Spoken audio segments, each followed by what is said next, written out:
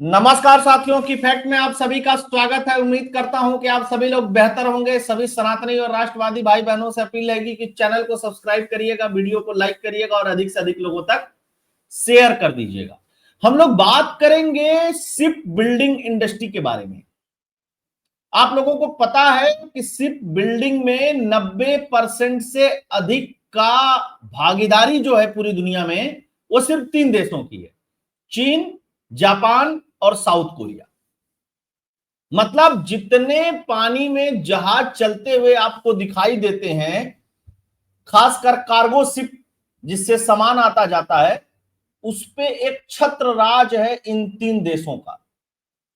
एक समय था जब मैरिटाइम का किंग हुआ करता था भारत, लेकिन क्या हुआ कि धीरे धीरे धीरे धीरे धीरे धीरे भारत वहां से बाहर होता चला गया।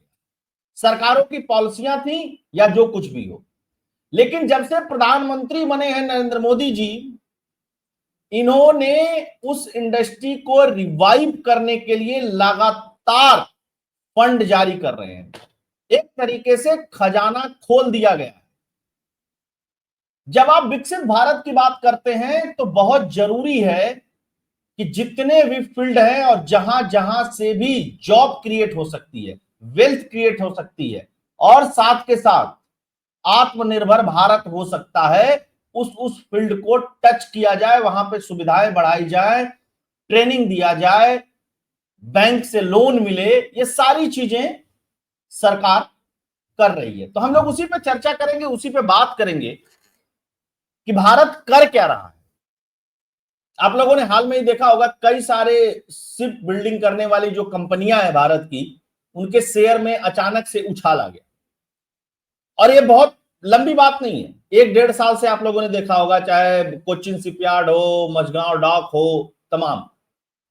एक और चीज बता दूं, कुल 8 सरकारी कंपनियां हैं जो शिप बनाने का काम करती हैं। इसके अलावा शिप के जो मेंटेनेंस का काम है वह भी भारत में बड़े पैमाने पर होता है। शिप के स्क्रैप का जो काम है वह भी भारत में बड़े पैमाने पर होता है। लेकिन शिप बिल्डिंग में अभी भारत बहुत पीछे था। लेकिन अब जो प्रण लेकर के सरकार चल रही है, मुझे लगता है कि बहुत जल्दी आने वाले समय में Bharat globally top 5 ship building Nations में शामिल होने जा रहा है। तो आइए थोड़ा सा बात करते हैं, चर्चा करते हैं और समझने की कोशिश करते हैं कि क्या कर रही है मोदी सरकार। ये आप फोटो है कोचिन शिपयार्ड का।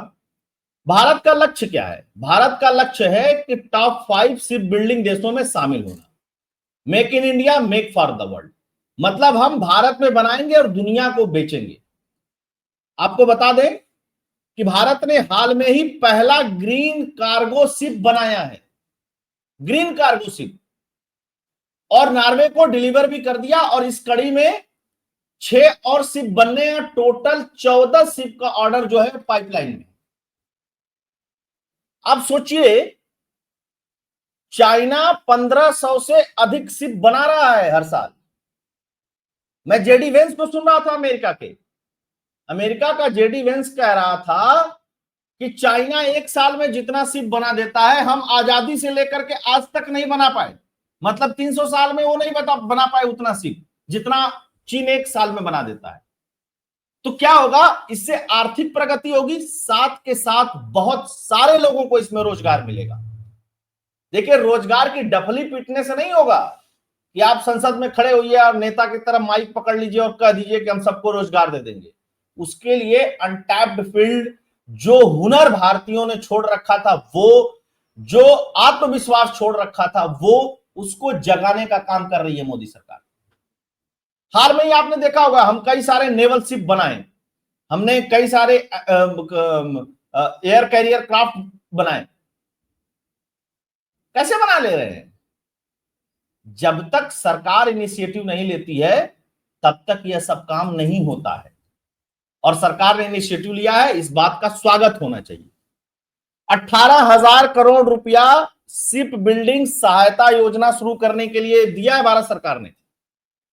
क्योंकि सबसे बड़ी बात क्या है कि शिप बिल्डिंग में फंड की कमी होती है, क्योंकि इसका जो सेटअप है, इसका जो इंफ्रास्ट्रक्चर है वो बहुत कॉस्टली है, और जब तक आपके पास सेटअप नहीं होगा, इंफ्रास्ट्रक्चर नहीं होगा, स्किल्ड लेबर नहीं होंगे, इंजीनियर्स नहीं होंगे, सारी चीजों की जब तक टीम नहीं होगी, तब तक आपको कोई जहाज बनाने को देगा नहीं। और उसके अलावा आपके पास टेक्नोलॉजी होनी चाहिए, आपके पास क्वालिटी होनी चाहिए, आपके पास रॉ मटेरियल होना चाहिए। तो रॉ मटेरियल में तो कोई बहुत दिक्कत नहीं है, बड़ी मात्रा में भारत स्टील प्रोड्यूस करता है, थोड़ा उसको रिफाइन करने की जरूरत पड़ेगी। तो ये जो 18,000 करोड़ है, हालांकि एक अमाउंट 25,000 करोड़ का है, उसमें से 18,000 करोड़ इंफ्रास्ट्रक्चर के विकास के लिए, बाकी सब अन्य चीजों के लिए। तो एक तो हमारी नेवी मजबूत होगी, इसके अलावा हमारे देश में अब आप सोचिए कि भारत 140 करोड़ का देश है, तमाम तरीके के गुड्स दुनिया भर में भेजता है या दुनिया भर से मंगाता है, और हमारे पास हमारे बने हुए शिप्स ना हो, तो आप सोच सकते हैं कि हम दुनिया से खरीद खरीद करके कब तक काम चलाएंगे। किसी भी फील्ड में आप देख लीजिए, डिफेंस के फील्ड में देख लीजिए आप, वहां पे भी आत्मनिर्भर हो रहे हैं हम। कभी हम 600 करोड़ का बिजनेस करते थे, आज हम 23-24,000 करोड़ का बिजनेस कर रहे हैं, उसको बढ़ा करके 50,000 करोड़ का ले जाने वाले। तो जब ये सब सारी चीजें हो रही हैं, तो बहुत महत्वपूर्ण है कि एक अनटैप्ड फील्ड जिसमें बहुत सारी कंपनियां हैं, लेकिन प्राइवेट कंपनियां तो सब घाटे में जा रही थी, बैंक्स लोन देने को तैयार नहीं थे। बैंकों को भी कहा गया है कि इनको लोन दीजिए, हम पूरा इंफ्रास्ट्रक्चर बना रहे हैं, हम पूरा इकोसिस्टम बना रहे हैं, क्योंकि हमें टॉप 5 शिप बिल्डिंग देशों में शामिल होना है। अच्छा, जो शिप बिल्डिंग जोन बनाए जा रहे हैं वो तमिलनाडु, गुजरात, उड़ीसा, महाराष्ट्र में बनाए जा रहे हैं। वहां पे लैंड की जो दिक्कत है उसको रिजॉल्व किया जा रहा है, लेबर्स की जो प्रॉब्लम्स है उसको दूर किया जा रहा है, लॉजिस्टिक सारी चीजों की पूरी व्यवस्था की जा रही है, एक इकोसिस्टम तैयार किया जा रहा है, जिसमें सरकार टैक्स में छूट, टेक्नोलॉजी, दूसरे देश से कुछ मंगाना है तो वो कोई त्वरित पैसे की जरूरत पड़ जाए या किसी चीज की जरूरत पड़ जाए, उसके लिए पूरा एक इकोसिस्टम सर्बानंद सोनोवाल जी के नेतृत्व में सारा काम। थोड़ा और आगे बढ़ते हैं, क्या क्या कर रही है सरकार। बैंकों को प्रोत्साहित किया जा रहा है कि शिप्स के लिए जो ऋण है उसको स्वीकार करिए और उसको दीजिए, ताकि भारतीय कंपनियों को फंड जुटाने में प्रॉब्लम ना हो, आसानी हो इसमें। भारत अब सिर्फ कम लागत का विकल्प ही नहीं, कुशल श्रमिक, डिजाइन क्षमता और भरोसेमंद डिलीवरी भी उपलब्ध है। ये सारी चीजें हो रही। अब ये अचानक से रातों रात नहीं होता है, ये रातों रात हो गया, ये सब सारी चीजें हैं। जाहिर सी बात है कि लंबे समय से भारत लगा हुआ था, लंबे समय से प्रधानमंत्री नरेंद्र मोदी लगे हुए थे, तो आज हम ये सारी चीजें कर पा रहे हैं। और ऑर्डर पे ऑर्डर आ रहा है दुनिया से। क्यों ऑर्डर आ रहा है? क्योंकि हम डिलीवर कर रहे हैं, क्वालिटी माल डिलीवर कर रहे हैं, टाइम से डिलीवर कर रहे हैं, कम पैसे में डिलीवर कर रहे हैं, सारी चीजें कर रहे हैं। जबकि दूसरी तरफ आप देखेंगे, अभी अभी हाल में ही अमेरिका का एक जहाज आया था हमारे यहाँ मेंटेनेंस के लिए, हमारे एक शिपयार्ड में। इसके अलावा दूसरी चीज, स्क्रैप करने के लिए, जब जहाज पुराने हो जाते हैं पूरे दुनिया में, तो उनको स्क्रैप करने के लिए तीसरे नंबर का सबसे बड़ा मार्केट है भारत। तो बनाने में हम क्यों पीछे रहे?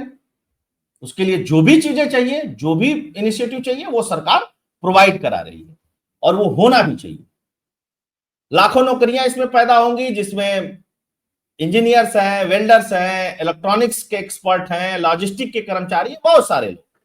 भारत की सिर्फ बिल्डिंग कंपनियों के शेयर में आप देख ही रहे हैं, मझगांव डाक है 9%, जीआरएससी है 14%, कोचिन शिपयार्ड 11%, मतलब तहलका मचा हुआ है यहाँ पे। और समुद्र क्रांति करने के लिए भारत जो है वैश्विक स्तर का इंफ्रास्ट्रक्चर डेवलप कर रहा है।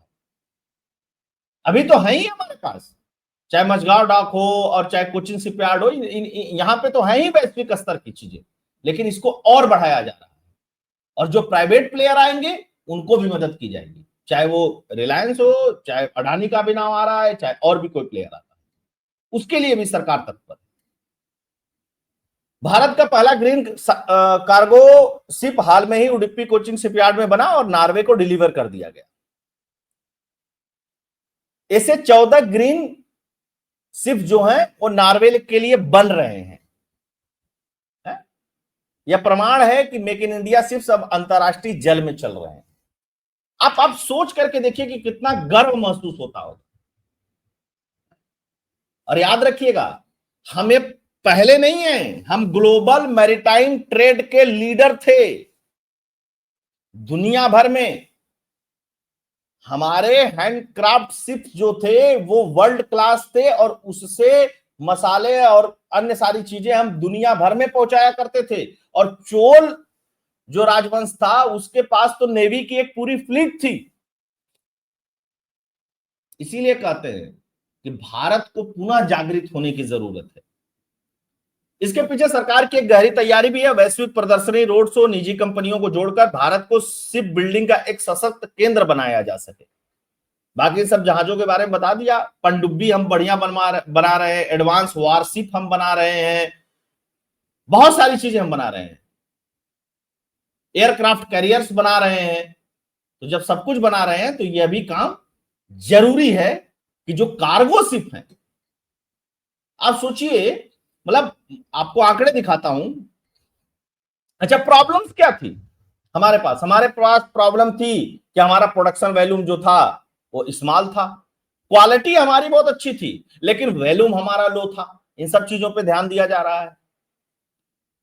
इन्वेंट्री पॉलिसी जो थी हमारे पास, उसको लेकर के टाइमिंग की समस्या थी। तो इसको कौन दूर करेगा? इसको सरकार दूर करेगी। स्किल्ड की प्रॉब्लम थी, उसको भी दूर कर रही है। सारी चीजें दूर की जा रही हैं। और जो सिर्फ यार्ड की लीडिंग कंपनियां हैं उनके पास यही सारे इनिशिएटिव हैं। इतने में ही हम पीछे थे। ऐसा नहीं है कि हम बना नहीं सकते, हम कर नहीं सकते हैं। Udupi Cochin shipyard deliver the India first green cargo vessels to Norway. ये सब जब फर्स्ट सुनते हैं तो बहुत अच्छा लगता है।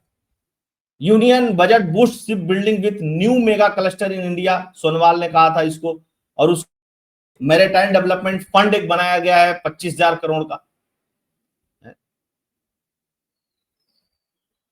इसके अलावा 18,000 करोड़ का एक और फंड है। ये सब उसमें खर्च हो रहा है। अब आप देखिए 2023 का ये आंकड़ा है कि ग्लोबल जो शेयर था शिप बिल्डिंग का, पानी के जहाज बनाने का, कार्गो शिप बनाने का, उसमें 51% अकेले चाइना है, 28% कोरिया है और 15% जापान है। उसके बाद 1% फिलीपींस है और 0.7% के आसपास भारत। ये 2023 का आंकड़ा है। अब ये आंकड़ा बढ़ रहा है और भारत जल्दी ही टॉप 10 में आएगा, फिर उसके बाद टॉप 5 में आएगा। अब अंदाजा लगा करके देखिए ना इस पूरे पूरे पूरे मार्केट को। आज चाइना के पास माल है तो ऐसे थोड़ा ही माल है। अब शिप बिल्डिंग में भी आगे बढ़ेगा भारत। इस प्रोजेक्ट के लिए सरकार करेगी 20,000 करोड़ रुपए खर्च। ये सब न्यूज है पहले की, है ना। टाइम्स ऑफ इंडिया के मुताबिक जहाजों के निर्माण और रिपेयर हब के लिए 4 लोकेशन की पहचान की गई है। उड़ीसा का पारादीप, आंध्र प्रदेश का एक एरिया, गुजरात का कांडला और तमिलनाडु का तूतीकोरिन। यहाँ पे 2,000-3,000 एकड़ की जमीन में ग्रीनफील्ड जहाज बनाए जाएंगे और मरम्मत केंद्र विकसित किए जाएंगे। क्योंकि देखिए हम भी 140 करोड़ के हैं ना, तो हमको पेट्रोलियम प्रोडक्ट के लिए, एलपीजी के लिए, ऑयल के लिए, विटामिन के लिए, ये सब चीजों के लिए जहाज चाहिए। और 112 जहाज तो हाल फिलहाल में चाहिए हमको, और जिसकी अनुमानित लागत है लगभग 86,000 करोड़ रुपए। ये लाखों करोड़ों का मार्केट है। जब हम उसको स्क्रैप कर रहे हैं, उसको मेंटेन कर रहे हैं, तो बनाएंगे भी। अभी कुछ लोग कहेंगे कि मोदी साहब क्या कर रहे हैं, तो उनको पता होना चाहिए कि मोदी साहब क्या कर रहे हैं। 8 बड़े हैं हमारे यहाँ, 7 मीडियम और 28 छोटे शिपयार्ड है, मतलब सब सरकारी प्राइवेट मिलाकर। इसके अलावा देखते हैं जियो पॉलिटिक्स में भी इसका एक बहुत बड़ा योगदान है। जब आपके पास माल होता है ना तो आप चढ़ करके बात करते हैं किसी से। जब आपके पास चीजें होती हैं, कभी कोई प्रॉब्लम क्रिएट होती है वर्ल्ड में, तो आपके पास चीजें होती है तो आपको कोई प्रॉब्लम नहीं होती है। अब आप अंदाजा लगा करके देखिएगा कि भारत टॉप 5 शिप बिल्डिंग्स में जाता है, पहुंचता है, तो कितनी बूस्ट होगी इकोनॉमी, कितने लोगों को रोजगार मिलेगा। और एक समय आता है कहीं ना कहीं से हमको शुरुआत करना ही पड़ता है, इनिशिएटिव करना ही पड़ेगा। 145 150 करोड़ के देश के लोगों को अगर स्वाभिमान से जीना सिखाना है तो आपको ये सब काम करने ही पड़ेंगे। तो ये जो चीजें हो रही है, सरकार का जो इनिशिएटिव है, कंपनियां कर रही हैं, स्किल वर्कफोर्स जो डेवलप हो रहा है, ये आने वाले समय में विकसित भारत का जो सपना है उसको साकार करने के लिए हो रहा है। एक ऐसी फील्ड थी जिसके बारे में बहुत कम लोग बात करते थे, तो मुझे लगा कि इस के बारे में बात करनी चाहिए, लोगों को जानना चाहिए, ये बहुत महत्वपूर्ण है। और बेरोजगार जो लोग हैं या जो अनस्किल्ड लोग हैं या जो स्किल्ड लोग हैं उनको भी रोजगार की समस्या है, तो वो लोग इस फील्ड में जाकर के अपना करियर बना सकते हैं, क्योंकि यहां पे लाखों नौकरियां पैदा होने वाली है। तो दोस्तों आप सभी लोग जुड़े, बहुत बहुत धन्यवाद। सभी लोगों से आग्रह रहेगा कि इस वीडियो को अधिक से अधिक लोगों तक शेयर करिएगा, और जरूर शेयर करिएगा व्हाट्सएप के माध्यम से, टेलीग्राम के माध्यम से। आप सभी जुड़े, बहुत बहुत धन्यवाद। जय हिंद, जय भारत, जय श्री राम।